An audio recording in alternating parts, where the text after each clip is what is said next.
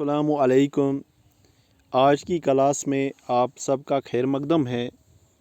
آج ہم پنڈت برج نارائن چکبست کی نظم خاک ہند کا مطالعہ کریں گے۔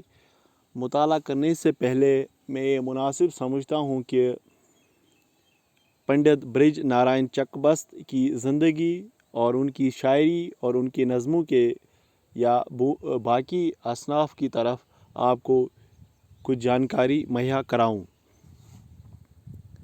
پنڈت برج نارائن چکبست جو تھے، ان کی ولادت 1882 عیسوی میں فیض آباد میں ہوئی اور ان کی وفات 1946 عیسوی میں ہوئی۔ نام ان کا پنڈت برج نارائن چکبست تھا اور وہ تخلص بھی چکبست ہی رکھتے تھے۔ ان کے والد کا نام پنڈت ادت نارائن چکبست تھا۔ وہ بھی ایک شاعر تھے اور یقین تخلص رکھتے تھے۔ اصل میں ان کے والد جو تھے وہ کشمیری برہمن تھے۔ ان کے اجداد کشمیر سے ہجرت کر کے چلے گئے تھے۔ وکالت کی تعلیم حاصل کرنے کے بعد چکبست وکیل بن گئے اور وکالت اور دوسرے سلسلوں میں لکھنؤ آنا جانا ان کا رہا، مگر 1926 عیسوی میں وہیں پر انہوں نے سکونت اختیار کر لیا، یعنی وہیں پر وہ رہنے لگے اور وہاں کے ممتاز وکلا میں شمار کیے جانے لگے۔ چکبست نے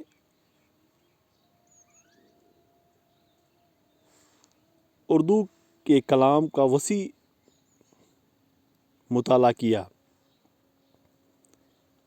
یعنی دوسرے جو استاد گزرے اس سے پہلے، چکبست سے پہلے گزر چکے تھے، ان کی شاعری یا ان کے غزلوں یا ان کے نظموں کا انہوں نے کافی مطالعہ کیا تھا۔ چکبست نے شعر کے رموز و نکات پر گہری نظر رکھتے تھے۔ نتیجے کے طور پر ان کے کلام پر غالب اور انیس کے کلام کا اثر صاف نظر آتا ہے۔ مسدس رامائن کا ایک سین پڑھتے وقت انیس کا زور، بیان اور جذبات انسانی کی ترجمانی یاد آ جاتی ہے۔ چکبست کی غزلوں میں غالب کا سا فلسفانہ انداز اگرچہ کم ہے لیکن بہت خوب ہے۔ زبان و بیان پر آتش کا اثر ہے۔ ان دونوں کے امتیاز سے ان کی ذہنیت اور فکر رسائی نے اپنا ایک انفرادی رنگ پیدا کر لیا تھا۔ ان کا مجموعہ کلام صبح وطن چھپ چکا ہے۔ چکبست حقیقت میں قومی شاعر تھے۔ چکبست جو تھے اصل میں یہ حقیقی طور پر یہ ایک قومی شاعر مانے جاتے تھے، یعنی قومی شاعر تھے۔ اس زمانے کی قومی تحریکوں کی طرف ارباب وطن کو رغبت دلانا اور وطن کے نوجوانوں کو وطن کی محبت اور اس کی ترقی کی طرف متوجہ کرانا ان کا اصل مقصد تھا۔ ان کا مشروب یہ تھا، یعنی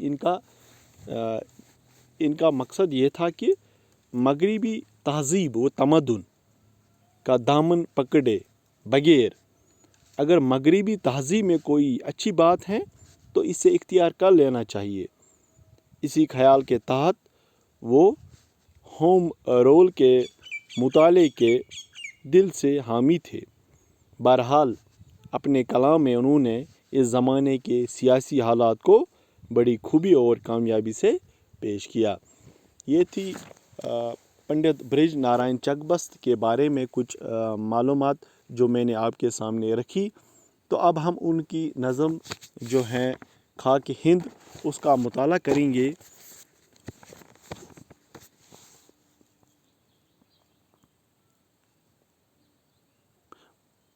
मुताला करने से पहले इस नज़म में कुछ अल्फाज ऐसे हैं जो हमारे जहनों में कभी कभार नहीं होते हैं या हमें उन समझ में वो नहीं आते हैं, तो उनकी मैं आपके सामने उनके माने में रखूँगा। जैसे कि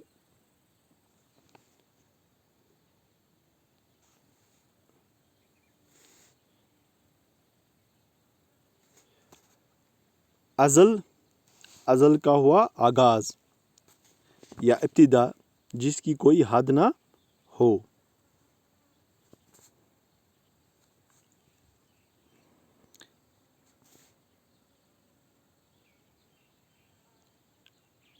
इज़्ज़ो शान कहते हैं शान व शौकत को, यानी इज़्ज़ो शान कहते हैं शान व शौकत को। खाक मिट्टी को कहते हैं। फेज़ भलाई। नूर हुस्न अज़ल खुदा का नूर। अफसुदगी मायूसी। खुर्शीद सूरज। खाक दिल नशीन मिट्टी यानी खूबसूरत मिट्टी। उरूज या बुलंदी। अबर बादल। अज़मत बड़ाई। नूर रोशनी को कहते हैं। ज़ेब व ज़ीनत सजदज यानी खूबसूरत। वहशत घबराहट। पुरज़िया रोशन। आबियारी सिंचाई यानी जब पानी लगाते हैं ज़मीन में उसे आबियारी कहते हैं।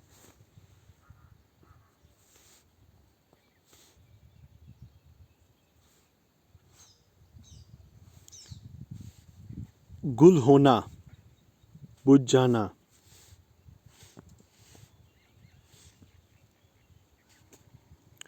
अंजुमन महफिल।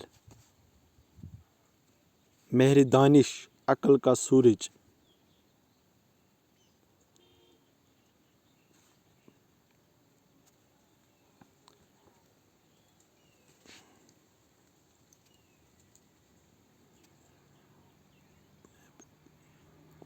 माबद कहन कहते हैं पुरानी इमारत को, पुरानी इबादतगाह को कहते हैं। जामी उल्फत मोहब्बत का जाम। नहा पोशीदा। नाकूस संग जो हिंदू लोग पूजा के वक़्त बजाते हैं। फिरदौस गोश कानों को अच्छे लगने वाली। रक्स कहते हैं नाचने को। पस्ती कमी। खुबी वतन की मोहब्बत। खुबी कौम की मोहब्बत। आलम दुनिया। ताबा चमकता हुआ। वादी कोहन पुरानी वादी। सदके कुर्बान होना। सुरबीर बहादुर। अयां ज़ाहिर होना। फगां आगा। बका या आवाज़। शौकत शान। ताऊस मोर को कहते हैं। गुल होना बुझ जाना। सूर बका।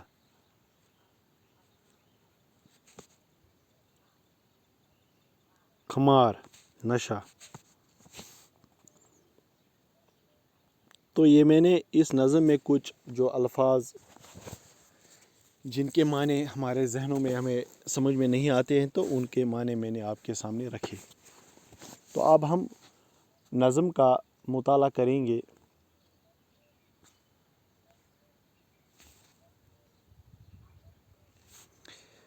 एक खाक हिंद तेरी अज़मत में क्या गुमा है। दरियाई फैज़ कुदरत तेरे लिए रवां है।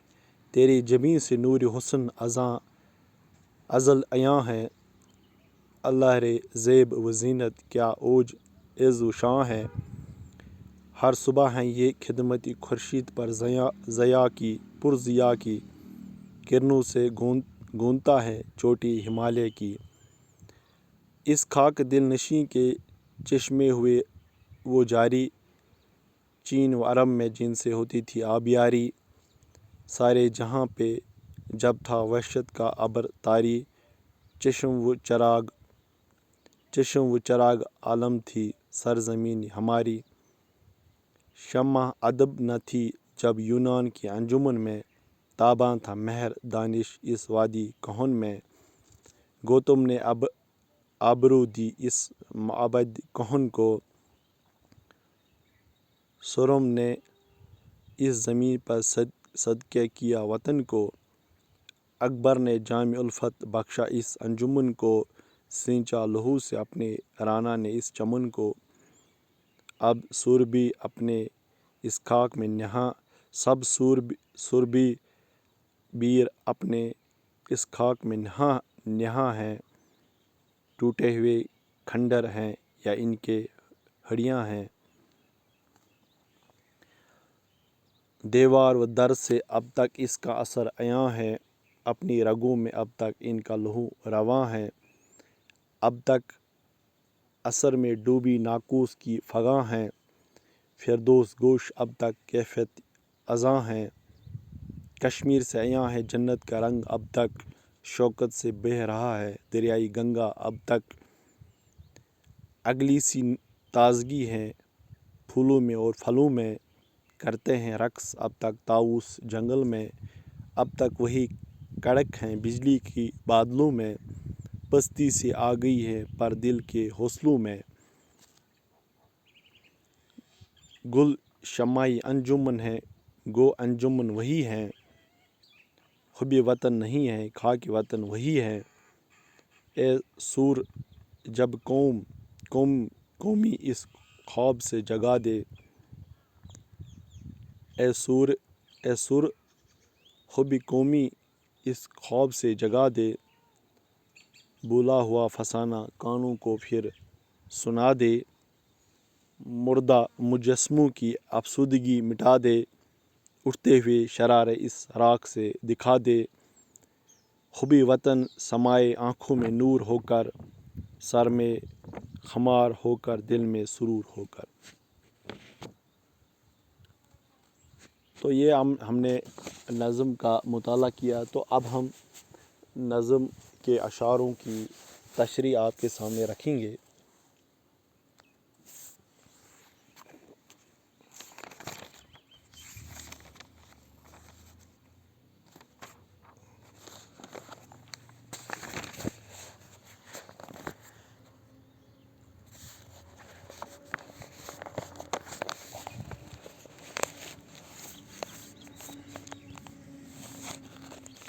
پہلا مصرع جو ہے، پہلا بند نظم کا، اے خاک ہند تیری عظمت میں کیا گماں ہے، دریائے فیض قدرت تیرے لیے رواں ہے، تیری جبیں سے نور حسن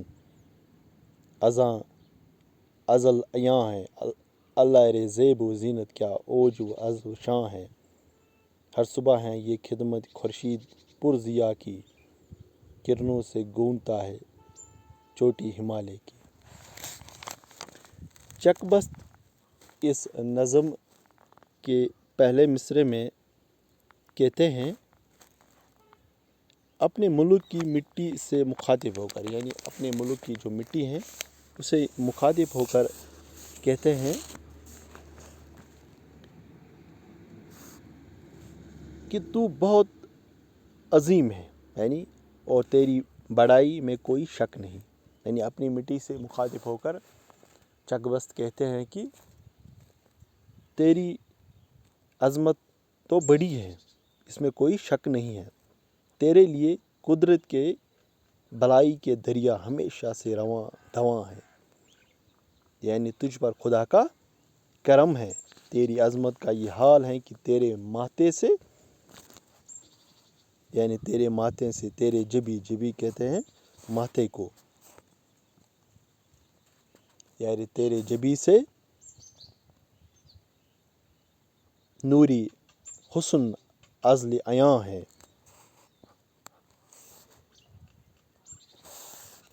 یعنی تجھ پر خدا کا کرم ہے. تیری عظمت کا یہ حال ہے کہ تیرے ماتھے سے ازل کی حسن کا نور ظاہر ہے. تیری سجدج زیب و زینت کہتے ہیں سجدج، اور تیری شان و شوکت کا کیا کہنا. اس خاک دل نشیں کے چشمے ہوئے وہ جاری، چین و عرب میں جن سے ہوتی تھی آبیاری. سارے جہاں پہ جب تھا وحشت کا ابر طاری، چشم و چراغ عالم تھی سر زمین ہماری. شمع ادب نہ تھی جب یونان کی انجمن میں، تاباں تھا مہر دانش اس وادی کہن میں. متکلم کہتے ہیں کہ ان کے خیال میں، ان کے مطابق اس ملک کی مٹی سے ایسے دریا نکلے ہیں جنہوں نے چین اور عرب کو سیراب کیا. یعنی متکلم کے مطابق یہ کہتے ہیں کہ اس ملک سے جو دریا جو نکلتے ہیں، جنہوں نے چین اور عرب کو سیراب کیا. یعنی اپنے ملک کی تعریفیں کرتے ہوئے کہتے ہیں اس خاک دل نشیں کے چشمے ہوئے جاری. یعنی چین اور عرب بھی آبیاری ہوئی وہاں، یعنی وہ بھی تر ہوئے، چین و عرب کی زمین بھی.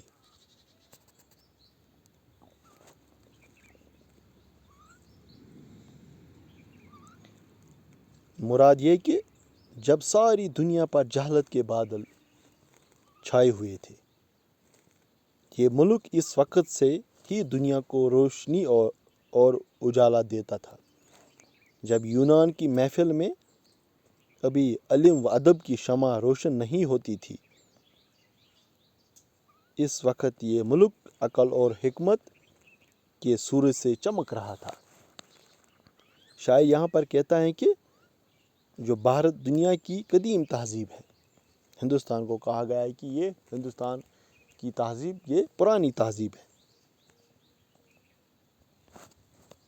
جو ہندوستان کی تہذیب ہے یہ پرانی تہذیب ہے،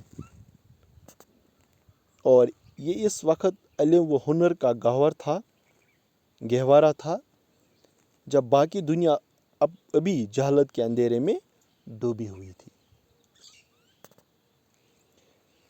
گوتم نے آبرو دی اس معبد کہن کو، سرما نے اس زمین پہ صدقے کیا وطن کو. اکبر نے جام الفت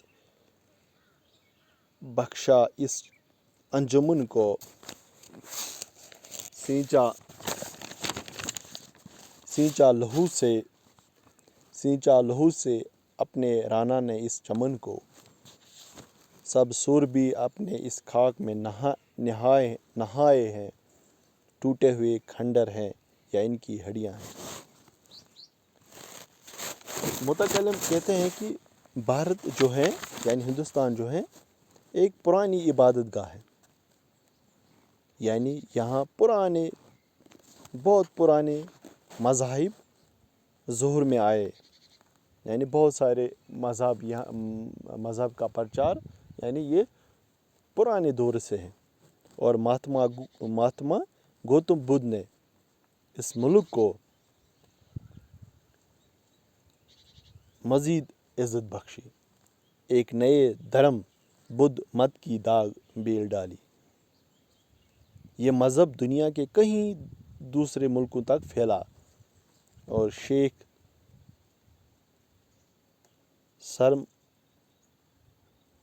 سرمد جیسے ولی اللہ نے اپنے ملک سے آ کر اس ملک کو اپنایا. یعنی بہت سارے شعراء نے اپنا ملک چھوڑ کر یہاں پر زندگی گزاری، یہاں پر رہنے لگے، یہیں پر وہ ان کی وفات بھی ہوئی. مغل بادشاہ جیسے اکبر عظیم نے یعنی مغل بادشاہ جو تھے اکبر نے اس ملک کے لوگوں میں محبت اور یکجہتی کا جام بانٹا، یعنی محبت اور یکجہتی کا پیغام انہوں نے دیا لوگوں کو، اور یہی تعلیم لوگوں کو دی اکبر بادشاہ نے، اور سبھی لوگوں کی بھلائی مد نظر رکھی۔ یہ سبھی بہادر لوگ اس ملک کی مٹی میں سما گئے، اور اب ان کی نشانیاں ٹوٹے ہوئے کھنڈرات یا ان کی ہڈیاں ہیں، یعنی اب ان کی نشانیاں یا تو ٹوٹے ہوئے کھنڈرات ہیں جو ابھی بھی یہاں پر موجود ہیں ہمارے دیش میں، اور یا تو ان کی ہڈیاں موجود ہوں گی۔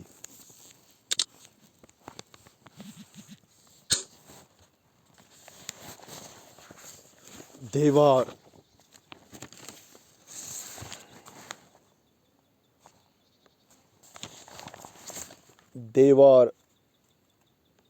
و در سے اب تک ان کا اثر عیاں ہے، اپنی رگوں میں اب تک ان کا لہو ہے، اب تک اثر ہیں ڈوبی ناقوس کی فغاں میں، فردوس گوش اب تک کیفیتی اذاں ہے، کشمیر سے عیاں ہے جنت کا رنگ اب تک، شوکت سے بہہ رہا ہے دریائے گنگا اب تک۔ متکلم کہتے ہیں ماضی کے بہادر لوگ اور ان کے یعنی پرانے لوگ اور ان کی تہذیب کے اثرات ابھی بھی یہاں کی در دیواروں سے ظاہر ہے، یعنی یہاں کے در دیواروں میں ان کے نام عیاں ہوتے ہیں، ظاہر ہوتے ہیں۔ مشہور زمانہ اجنتا اور الور کی دیواریں قدیم تہذیب کی عکاسی کرتے ہیں۔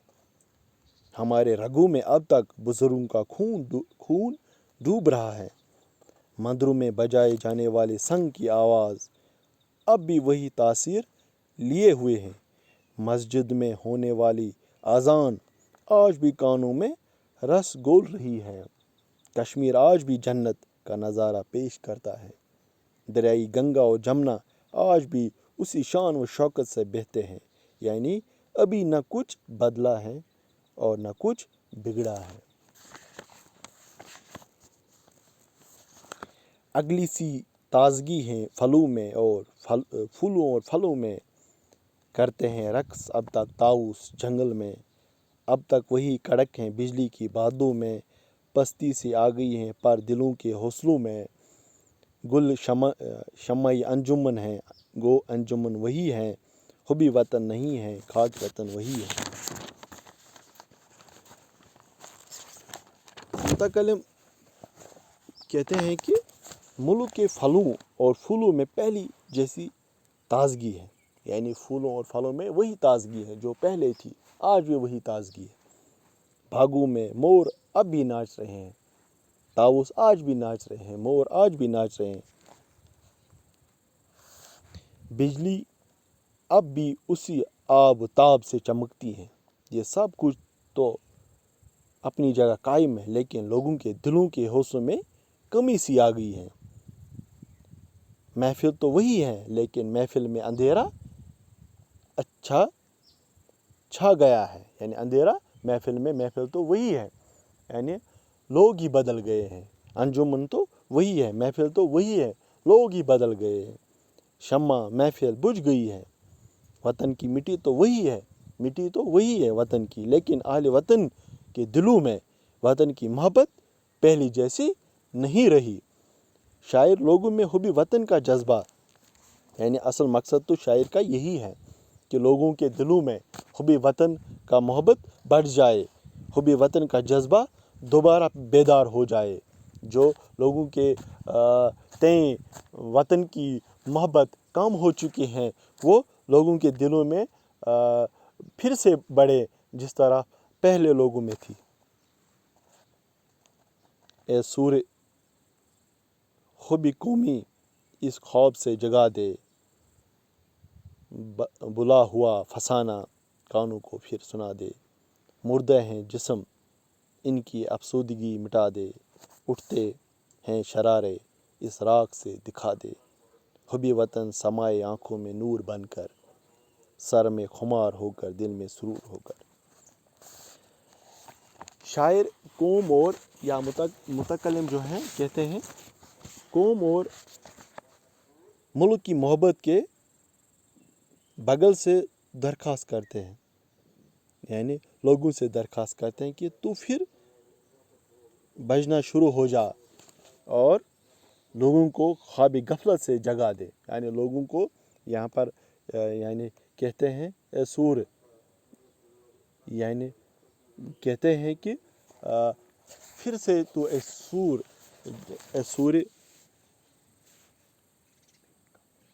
मोहब्बत के बगल से दरख्वास्त करते हैं